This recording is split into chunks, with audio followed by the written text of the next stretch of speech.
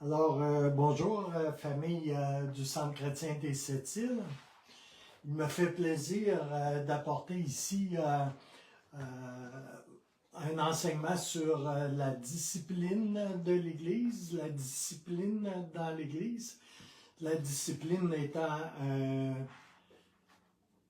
enseignement de base dans l'Église. Alléluia. Seigneur, je prie, Seigneur, que tu puisses, Seigneur, toucher le cœur des gens, Seigneur, à travers cet enseignement, que tu puisses installer des fondations, Seigneur, dans nos vies, Seigneur, et qu'on puisse être sécure, Seigneur, avec cette idée de discipline, Seigneur. Dans le beau nom de Jésus, je te remets la suite de cet enseignement entre tes mains et je prie que le Saint-Esprit soit avec chaque personne qui va auditionner cet enseignement. Merci Seigneur. Ce présent enseignement aide à bien comprendre le besoin de discipline à l'intérieur de la famille de Dieu. Et aussi qu'il ne faut pas craindre l'exercice de cette discipline dans l'Église. Pour les enfants de Dieu, c'est un moyen de croissance et de changement positif dans la vie de chaque croyant.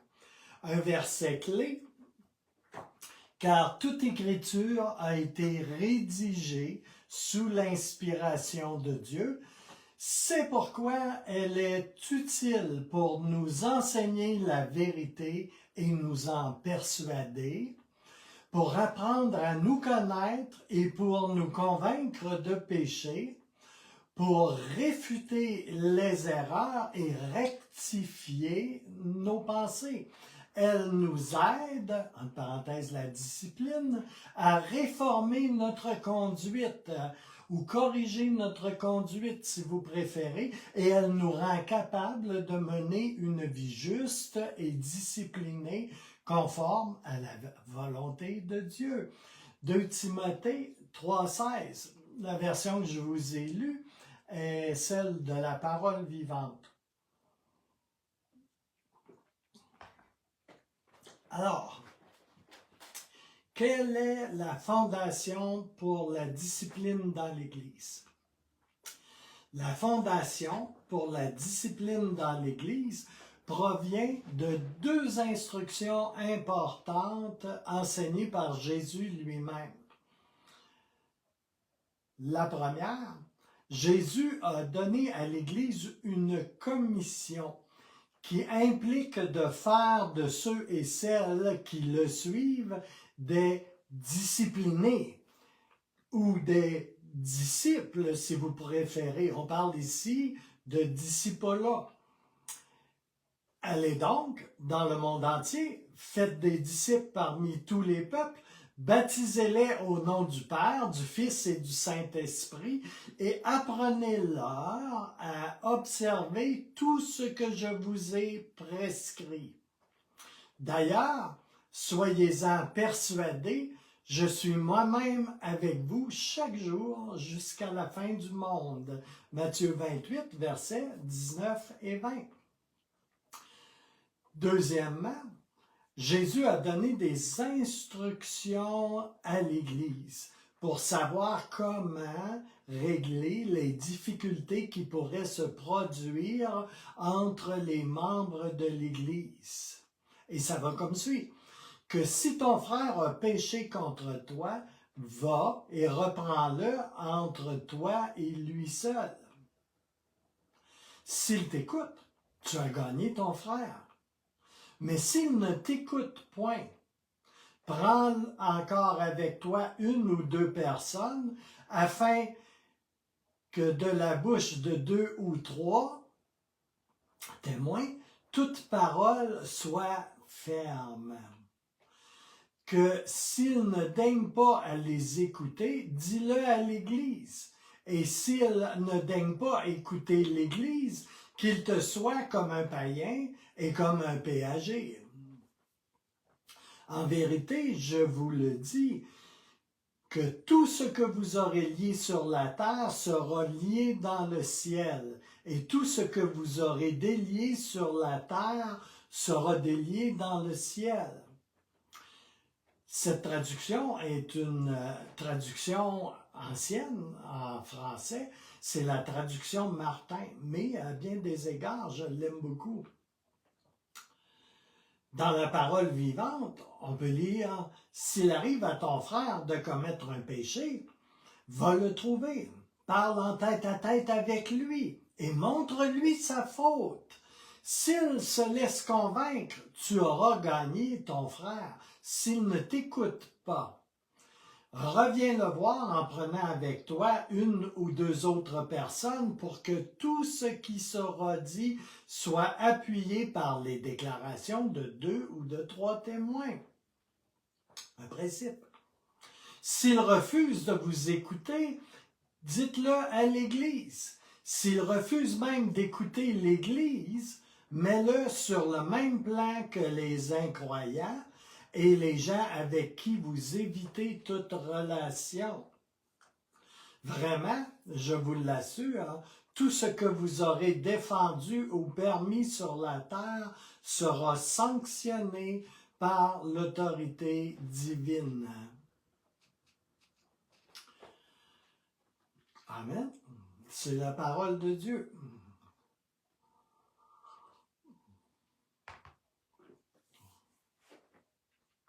Pour quelle raison la discipline est-elle nécessaire? Je dis bien nécessaire. La discipline est nécessaire pour préserver l'ordre dans la maison de Dieu, Colossiens 3,5, et pour produire l'ordre dans la vie des gens qui fréquentent la maison de Dieu. Elle doit être appliquée avec la sagesse d'en haut et dans l'amour en vue de la restauration de la personne. Alors, point A, la discipline a le potentiel d'apporter le changement et d'initialiser une saine croissance dans la vie d'un individu. Quand rien d'autre, je dis bien quand rien d'autre, ne fonctionne. Titre, chapitre 1, verset 13. B. La discipline empêche le levain du péché de continuer de grandir et de prendre racine dans la vie de d'autres membres de l'Assemblée. 1 Corinthiens 5, 6. C. La discipline vient aider l'individu à combattre le péché dans sa vie qu'il ne parvient pas à vaincre par ses propres capacités dans sa marche chrétienne. Galates 6, versets 1 et 2. Finalement, la discipline souligne la valeur de la justice comme étant la base de toute relation dans le corps de Christ. On peut se demander, le résultat d'une Église sans discipline est-il si négatif? Eh bien oui.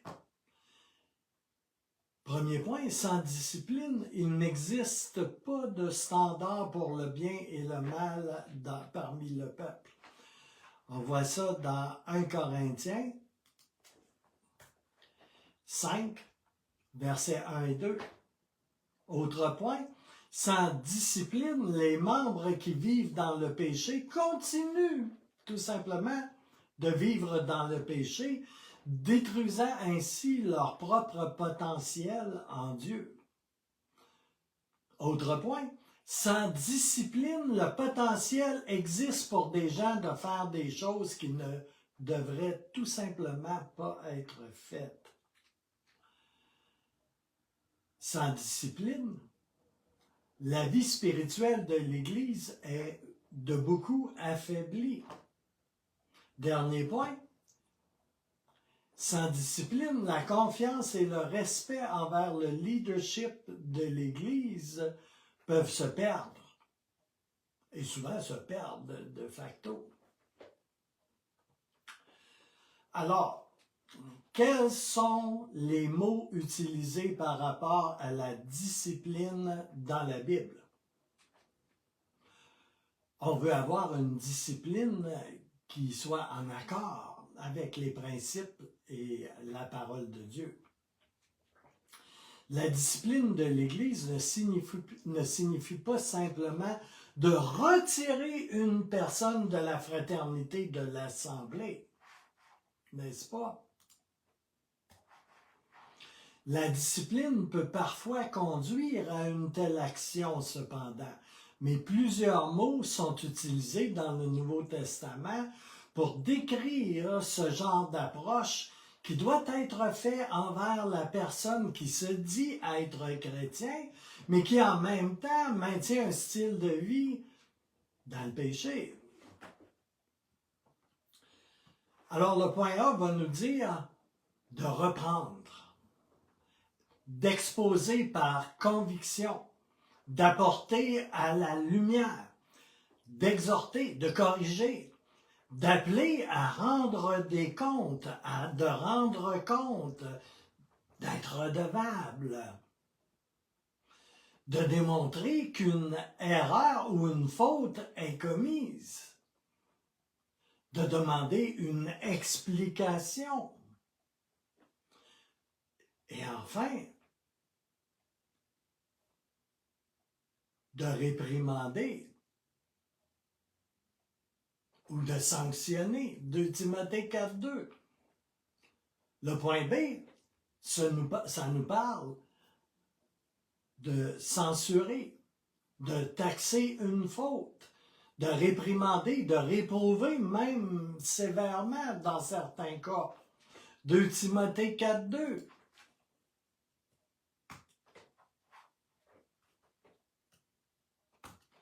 Alléluia. Point C.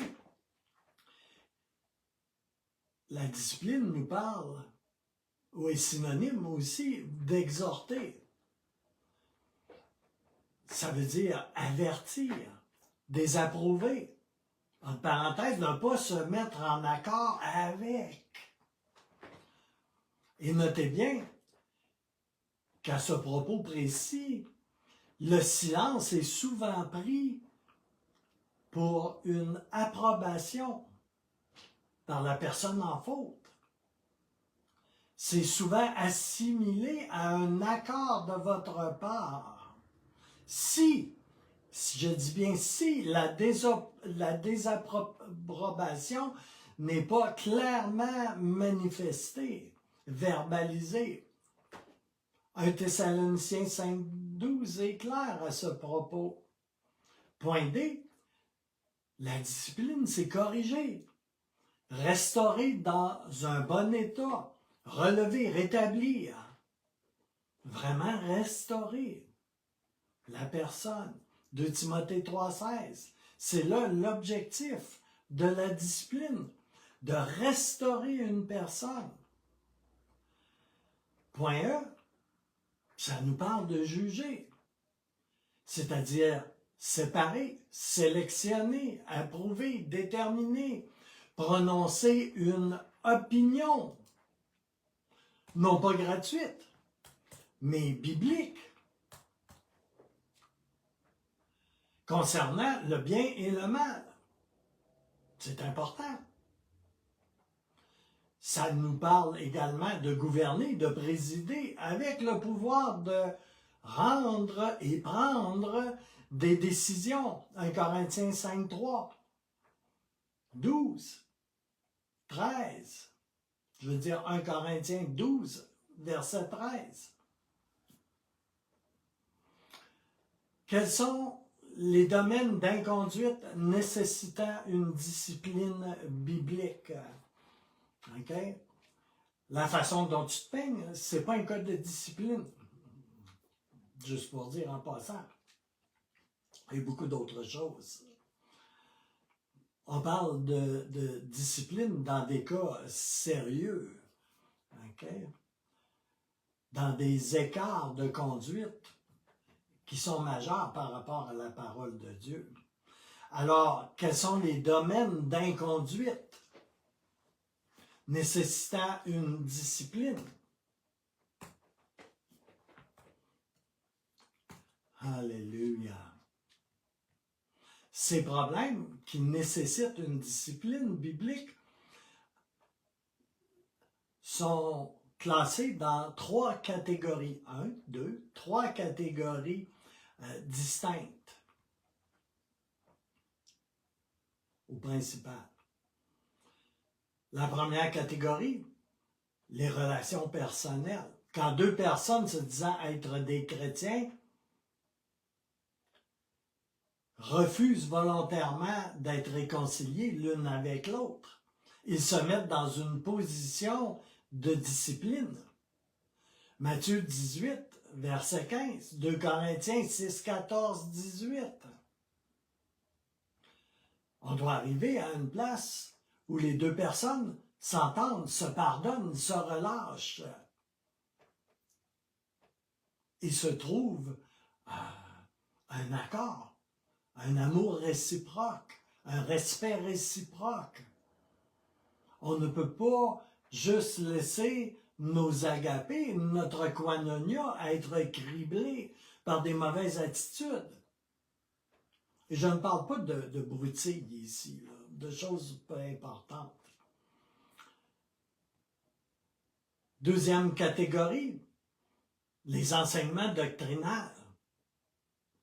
Quand une personne persiste et s'acharne à enseigner des fausses doctrines et à les véhiculer au milieu des frères et sœurs, il doit être discipliné. Romains 16, 17, Tite, chapitre 3, versets 10 et 11, clairement. Troisième catégorie, dans la vie pratique.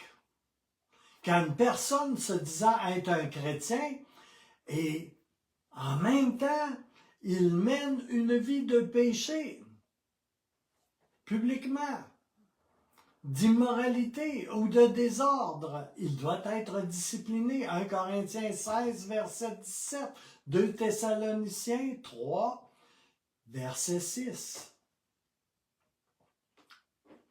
La discipline est une affaire sérieuse. Autre point important, quel est le processus de discipline dans l'Église? Dans Matthieu, chapitre 18, versets 15 à 20, Jésus a donné un guide concernant la discipline dans une Église. Il a énuméré 4 étapes. Normalement, la première étape est la seule qui devrait être nécessaire dans la vie d'un croyant sincère, intègre, qui a un cœur pour Dieu. La personne disciplinée qui refuse d'aligner sa vie et ses comportements avec la parole de Dieu va toujours être conduite à un moment donné à l'étape suivante, qui serait la deuxième étape.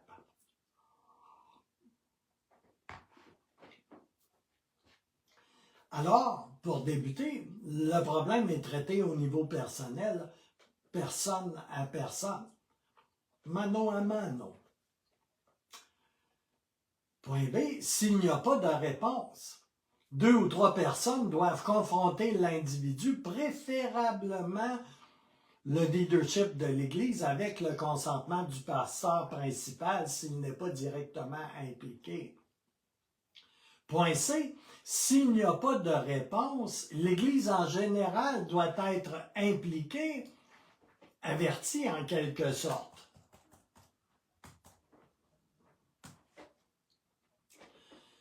Point D, s'il n'y a pas de réponse encore, la personne doit être retirée du statut de membre de l'Église par le leadership de l'Église et, oui, écoutez-moi bien, et privée de la communion fraternelle avec cette dernière. Ah, c'est mon ami. Bien moi, personnellement, mes amis sont ceux qui font la volonté de Dieu. Mes frères et mes sœurs sont ceux et celles qui font la volonté de Dieu. Oui. Les autres sont des relations que j'entretiens ou que j'ai. Est-ce que j'ai besoin de développer plus que cela? Si c'est le cas, venez m'en parler. Je vais me faire un plaisir de parler de cela avec vous.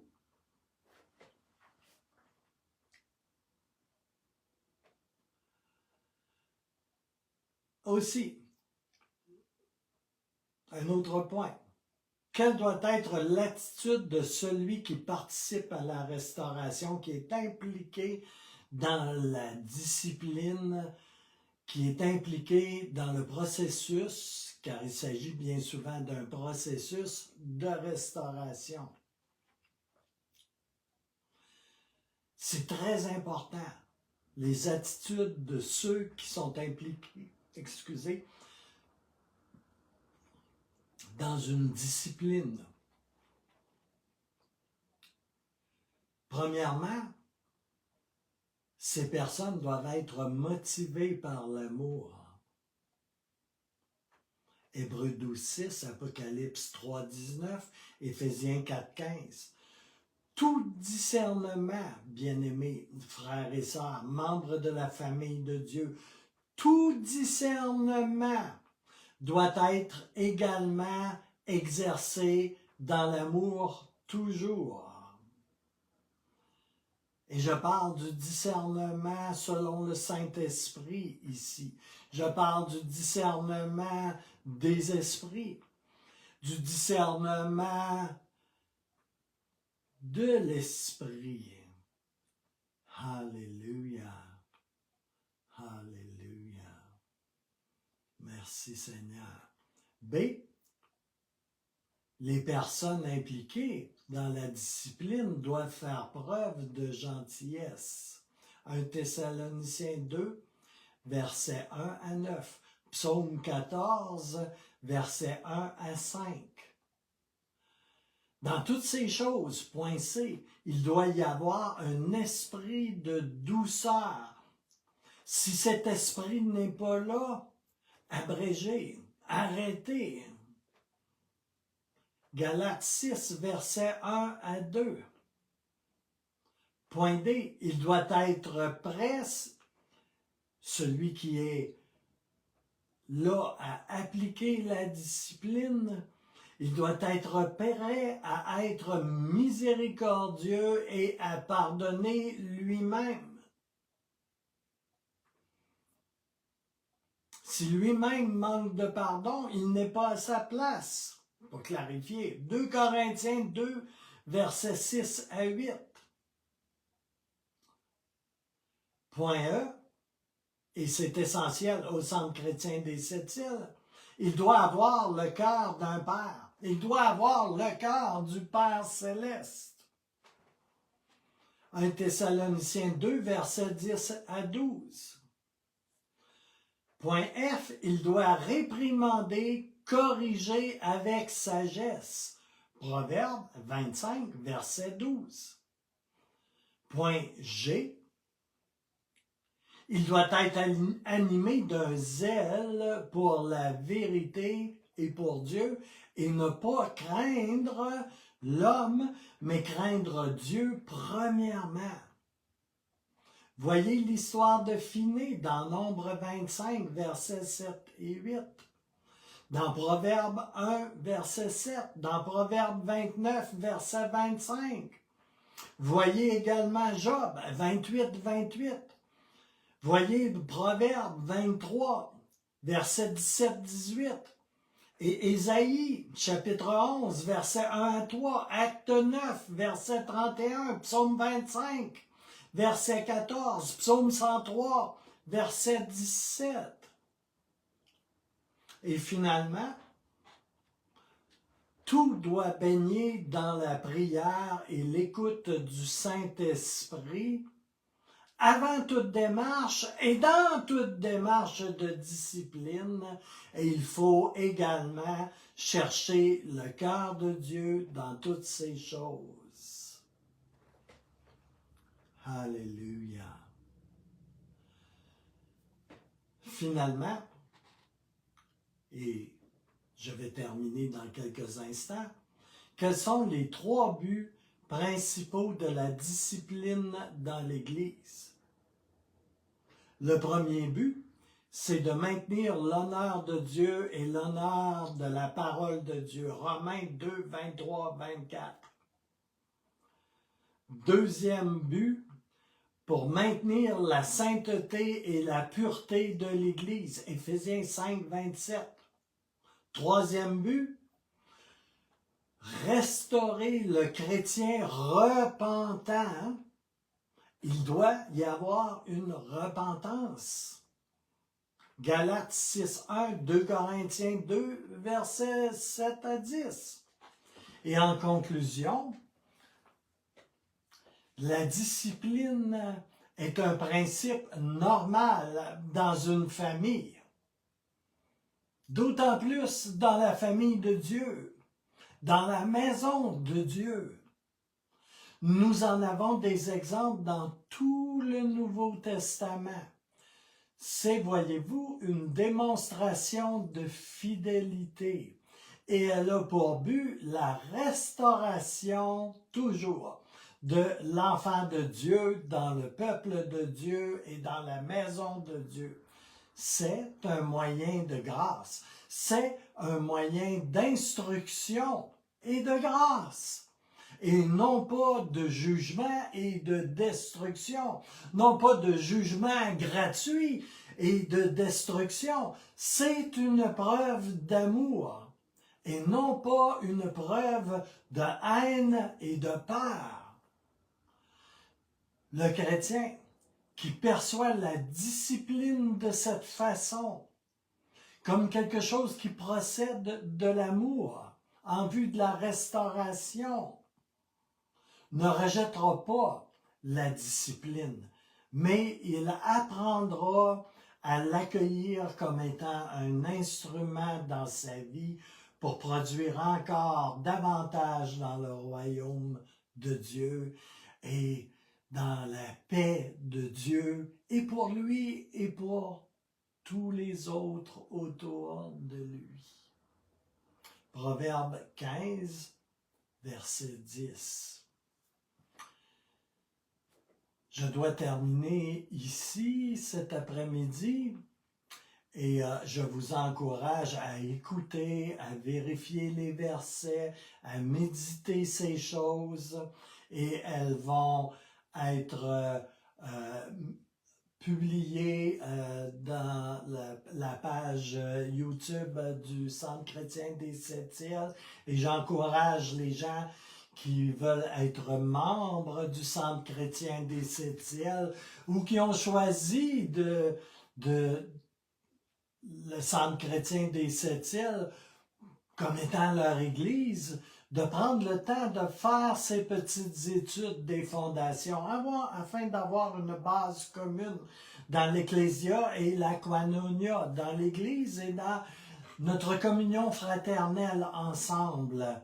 Et le texte Word, le document Word sur lesquels tous ces versets sont notés, va être également publié sur la page Messenger des membres du Centre chrétien des Sept-Îles.